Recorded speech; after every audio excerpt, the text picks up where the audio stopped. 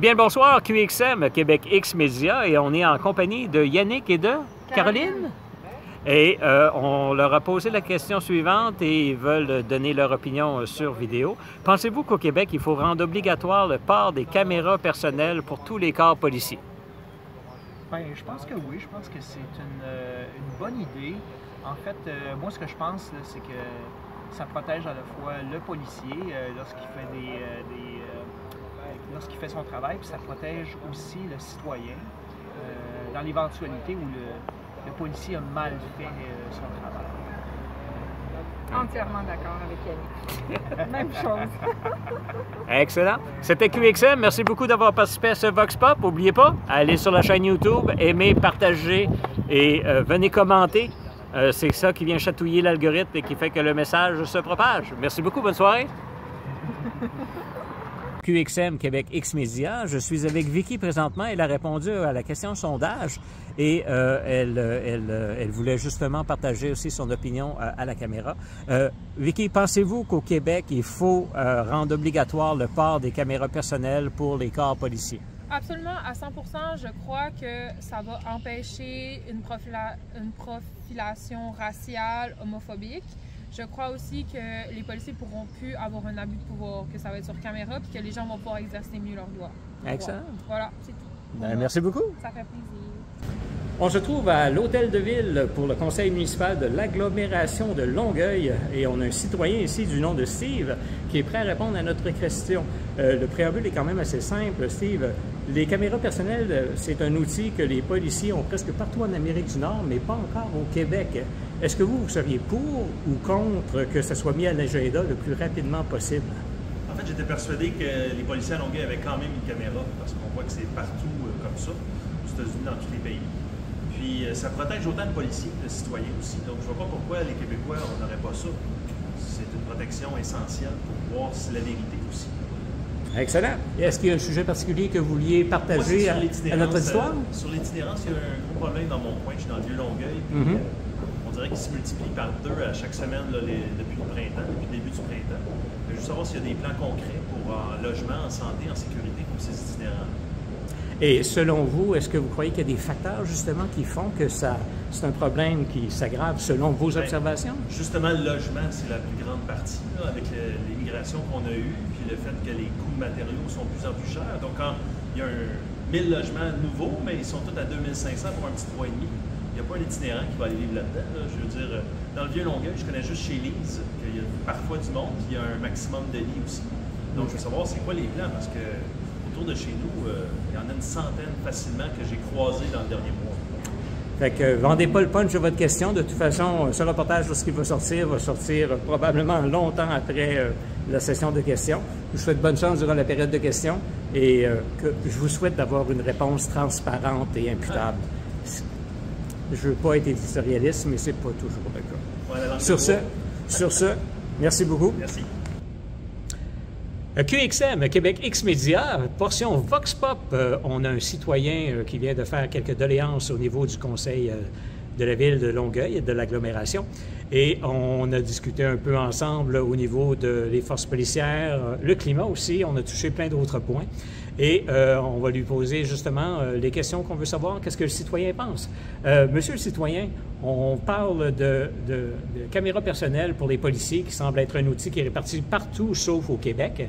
Et c'était le sujet de ma question aujourd'hui avec une autre portion. Est-ce que vous êtes pour ou contre que ça soit obligatoire pour les policiers d'avoir une caméra personnelle? Et qu'est-ce que ça serait, les raisons pour ou les raisons contre? Ben oui, je suis pour. Et je suis pour, pas uniquement pour les citoyens, mais pour les policiers eux-mêmes, pour leur protection. Parce que souvent, il y a des fausses accusations et les gens vont profiter de ça pour soit aller chercher de l'argent, soit pour X raisons, qu'on ne les nommera pas parce que je ne veux pas que les gens interprètent les choses. Parce que souvent, des fois, quand tu dis tes mots, des fois, c'est dit pas. C'est amené à d'autres milieux. Oui, je pense que oui, puis bien plus que ça, que sans interruption. Parce qu'il faut connaître l'avant et l'après. Beaucoup de véhicules aux États-Unis, même à d'autres régions, ils ont même ça à bord du véhicule. Quand ils circulent, la caméra roule. Fait qu'on voit quand ils font l'interception, qu'est-ce qu'ils ont vu, après ça, quand ils arrêtent les véhicules, l'intervention. Et tout ça est utilisé s'il arrive quoi que ce soit à la cour, mettons, pour les faits de poursuite. La preuve. Ou si, comme je disais tantôt, que des gens font des fausses accusations envers les policiers. Exact. Donc, puis, selon moi, c'est une très bonne chose. Au lieu de dépenser des fortunes à des véhicules de police, et ça, je suis convaincu que beaucoup de policiers, de citoyens sont d'accord avec moi, avec un millier de lumières qui flashent, on dirait des arbres de Noël. Je vous fais remarquer qu'il n'y a pas si longtemps que ça, des années 60, 70, même 80. La cerise. Il n'y avait pas beaucoup sur le top. Les premiers chars de police. C'est ça, les premiers chars de police de la Sûreté du Québec, on ira voir, ça ne fait pas si longtemps que ça. Pourtant, c'était aussi efficace. C'est des bons souvenirs parce que justement, QXM, le X détermine notre âge et notre génération, donc la génération X. Puis, oui, on me dit au nom de la visibilité et tout ça, mais c'est tous des gadgets qu'on n'a pas besoin d'en avoir autant. Je m'excuse, les bandes fluorescentes, c'est suffisant.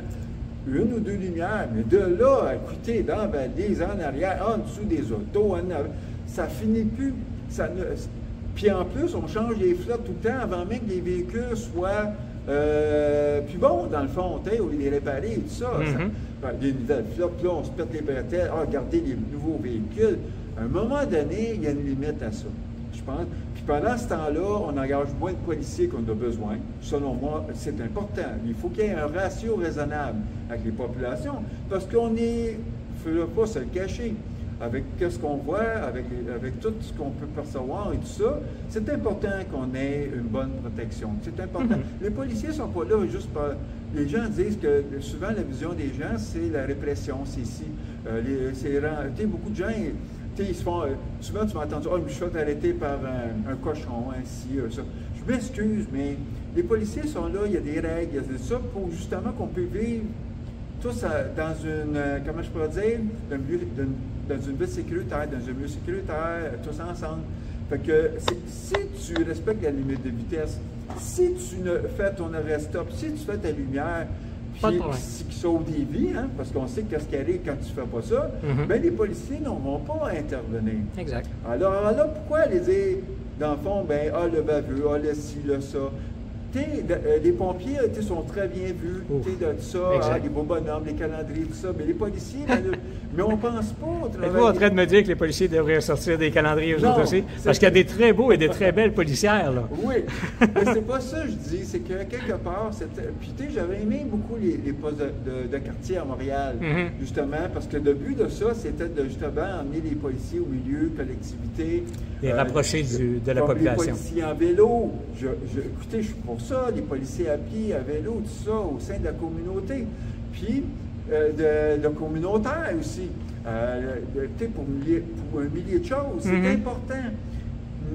Mais quand vient aussi des interventions et tout ça, à un moment donné, il faut arrêter les salaires doublés, les salaires triplés, les overtime, tout ça. À un moment donné, je pense qu'à quelque part, puis je suis certain que je ne suis pas le seul, on a une armée. On a une armée qui s'amuse, qui sont payés tout le temps en continu. Alors, pourquoi pas les utiliser quand, à un moment donné, il y a une situation X. Il y a un surcharge de travail aux policiers. Puis, en collaboration, bien sûr, avec les autorités qui sont là. Mais pourquoi pas les utiliser? Ça se fait à certains endroits. Je m'assure que ça se fait. C'est bien d'amener des solutions, puis de commencer à penser qu'est-ce qu'il y en a, puis peut-être justement fournir ça. Oui. Je veux juste vous poser la dernière question, parce que je ne veux pas vous garder trop longtemps, mais vous avez vu la vidéo que je vous ai montrée. C'est seulement un extrait du reportage complet. Vous semblez vouloir mentionner que vous vous êtes aperçu du non-verbal que vous avez aperçu dans la vidéo qui dure 50 secondes. Écoutez, je parle par expérience. C'est que j'étais dans le milieu parapolicier, tout ça. J'étais dans le communautaire, que ce soit pour la Ville de Montréal, que ce soit pour Longueuil. Écoutez, déjà là, on voit très bien le policier, les bras croisés, qui vous regardent de côté. C'est pas une bonne attitude. Il y en a qui vont dire « Ah, il exagère ». Non! Même dans la vie sociale, civile, c'est la même chose. Quand tu parles à quelqu'un... Et qu'il a les bras croisés. S'il a les bras croisés, il est fermé déjà, d'esprit. Oui. Il veut être intimidant. C'est comme une pression. On va dire, regarde, là, si tu comprends pas, on fait pas ça. C'est pas ça le travail de policier. C'est d'être à l'écoute des gens, tout ça, prendre le temps. Un peu comme on parlait de l'enfant de 6 ans qui a été menotté dernièrement. Hey, il y a bien d'autres façons que ça aurait dû être fait. L'enfant, s'il agit de même, il y a un problème. Il y a un problème psychologique. Qu'est-ce qu'il y a? C'est-tu au milieu parental? Qu'est-ce qui se passe avec cet enfant-là? Prendre le temps de faire les choses. Parce que là, on vient de traumatiser cet enfant-là. Comment penser que cet enfant-là va voir les policiers par après dans son avenir? C'est marquant. C'est quoi le message qu'on envoie à la population aussi? Les policiers servir, protéger, intégrité. Ça veut dire quoi, ça? Pourquoi les policiers vont à Nicolet? Pourquoi ils veulent devenir policiers? Pour quelle raison, selon vous? Ben, c'est ça. C'est amener la paix, amener l'harmonie. Parce que je crois qu'au Québec, on est assez gâtés de ce côté-là, parce que c'est une technique policière, donc c'est 3 ans de formation qui peut se faire en 2 ans, mais comparé au reste d'Amérique du Nord et du Canada, où est-ce que les formations sont de 6 mois et moins des fois? Bien ça, je ne suis pas d'accord avec vous, parce que 3 ans à Nicolet, bien souvent, pas faire grand-chose. Okay. C'est qu'en Suisse, écoutez, parce que ce que vous ne savez pas, au Canada, il y a un échange à tous les années entre la Suisse et le Canada, avec les policiers et tout ça. Ça fait un certain nombre d'années, ça a le lieu, puis il y a un échange de quelques semaines. Et puis en Suisse, là, c'est quand tu rentres dans un corps policier ou pompier ou ambulancier, tu as une job garantie, tu as ton travail garanti, puis c'est tout fait.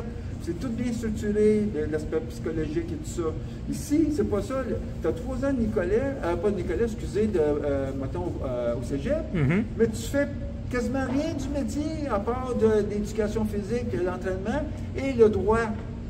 J'en parle en considérant de coach. J'ai des gens dans ma famille ou peu importe qui ont passé aussi par là. Fait que c'est de l'argent sans savoir si la personne, la femme ou l'enfant, va être apte à faire ça, mais il va aimer faire ça. Puis là, après ça, tu vas à Nicolet, ça coûte combien? Des milliers de dollars même pour savoir si tu vas avoir un job.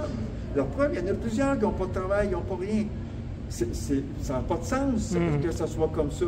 Parce que après ça, on se surprend qu'il y a des policiers qui sont corrompus ou quoi que ce soit, puis parce voilà, que le salaire n'est pas là, etc. Ça ne fonctionne pas. Je vous remercie infiniment d'avoir participé à ce Vox Pop et QXM, donc Québec X Média, vous dit à la prochaine. Merci beaucoup, monsieur. De rien, bonjour. Merci.